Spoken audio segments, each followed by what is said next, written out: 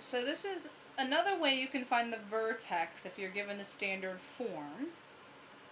Or find the vertex formula instead of finding the vertex and then writing it in the vertex formula, which is another method. You can do it by completing the square. Right? So completing the square is another way that if we want to, we can convert from the general form to the vertex form. Versus finding the vertex using the by hand method we talked about last time and then writing the vertex formula. Because you also need a point on that case. Alright, so completing the square. So if you have the quadratic given to you in standard form, right, the way to complete the square is I need to get the form f of x equals a times x minus h squared plus k. Alright, so I need this square term is what we need. That's why we're completing the square. I need to get what x minus its vertex value is squared. And we do that by completing the square in the quadratic case. How you do that? Well, what you do first is you move the constant term to the other side, and you get on one side, you just want the x squared term and the k times x term. To find the missing piece for the square, it's going to be whatever that k value is in front of x, divide by 2, but then we square it, right? Because remember, what x minus h squared really was, it was x squared plus 2 times hx plus h squared, right? That's what it is. That's the goal we want to get to. We want to get to that expression. We need to have my middle term, and so my middle term is what gets me to the h values, all right? We're given the middle term here. That's what the kx is. We want to find what the h term is. That's what we want to get to is this h term.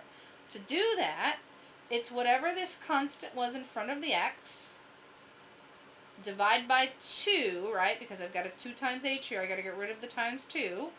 And then we want it to be squared, right? Because we want that term squared. So there's the h value in that case and the square.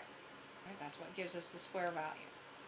Alright, so that's the process that we're going to do. And so we're going to do an example of that. And again, since there are other ways to find the vertex formula, I'm only going to do one of these examples, but it's important that you've seen completing the square at least one time.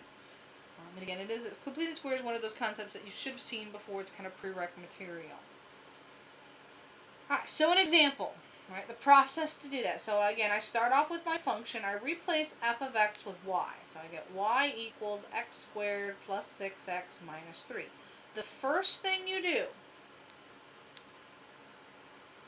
is move the constant, which is my negative 3 in this case, to the other side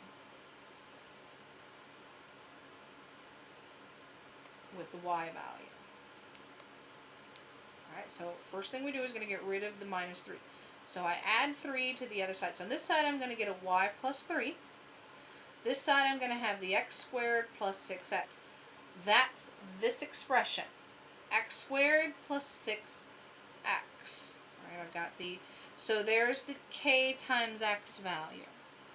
And then what I want to get, well, I need to figure out what will complete the square. Well, what will complete the square is if I take that k value. So I got to figure out what I'm going to add. I have to take my k value, divide by 2, and square it. Right? That's what I've got to add to both sides of my equation here. And so my k value was 6. So 6 divided by 2, but then I've got to square it. And so that expression that I'm going to add, well, I get 6 divided by 2, which is 3 squared, which means it's a 9. Right? 9 is what I need to have here to complete my square. And so I need to add a 9. Well, remember, whatever I do to one side of my equal sign, I have to do the other side. So if I'm going to add 9 to this side to complete the square, I have to add 9 to the other side. And so over here I get a y plus 12. Here I'm going to have my x squared plus 6x plus 9. There's my perfect square. X squared plus 6x plus 9 is the perfect square. X plus 3 squared gives me x squared plus 6x plus 9. If you multiply that out, that's what I get. That's what the whole purpose of doing this was to get that square term. Alright, and so this equals x plus 3 squared. This is still y plus 12. Again, check your answer. If I take x plus 3 and square it, I should get x squared plus 6x plus 9, and I do. Now I move the 12 back over, the constant term back over, and so I get y equals x plus 3 squared minus 12, and there is my vertex form.